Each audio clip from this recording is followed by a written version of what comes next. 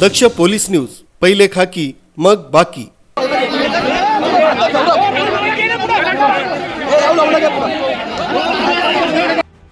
नाशिकच्या राजकारणात मोठी उलथापालथ पाहायला मिळाली। विविध राजकीय पक्षांतील अनेक प्रमुख नेत्यांनी भारतीय जनता पक्षात जाहीर प्रवेश केला। हा प्रवेश सोहळा भाजपचे ज्येष्ठ नेते तसंच महाराष्ट्राचे मंत्री गिरीश महाजन यांच्या प्रमुख उपस्थितीत उत्साहात पार पडलाय। काँग्रेसचे माजी नगरसेवक आणि ज्येष्ठ नेते शाहू महाराज खैरे यांनी भाजपमध्ये प्रवेश करताना भविष्यात सर्वसामान्य जनतेचे प्रश्न सोडवण्यासाठी आणि नाशिकच्या विकासासाठी कटिबद्ध राहण्याचा निर्धार व्यक्त केलाय।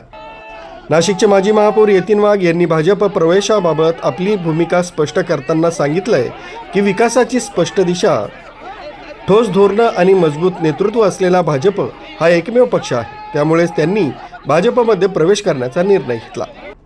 महाराष्ट्र नवनिर्माण सेनेचे माजी आमदार नितीन भोसले यांनी कुटुंबासह तसंच माजी नगरसेवकांसह भाजपमध्ये प्रवेश केलाय। दीर्घकाळ सामाजिक तसंच राजकीय कार्यात सक्रिय असलेले नितीन भोसले यांनी जनसेवा हेच आपलं प्रमुख उद्दिष्ट असल्याचं सांगितलंय। मनसेचे महाराष्ट्र राज्य सचिव दिनकरांना पाटील यांनी त्यांच्या समर्थकांसह भाजपमध्ये प्रवेश केलाय। तसंच शिवसेना ठाकरे गटाचे माजी महापौर विनायक पांडे यांनी सहकुटुंब तसंच कार्यकर्त्यांसह भारतीय जनता पक्षात प्रवेश केलाय। या प्रवेश सोहळ्याला भाजपचे आमदार, पदाधिकारी आणि कार्यकर्ते मोठ्या संख्येने उपस्थित होते। या राजकीय घडामोडींमुळे नाशिकच्या राजकीय समीकरणांमध्ये मोठे बदल होण्याची शक्यता व्यक्त केली जाते। न्यूज ब्युरो, दक्ष पोलीस न्यूज, नाशिक।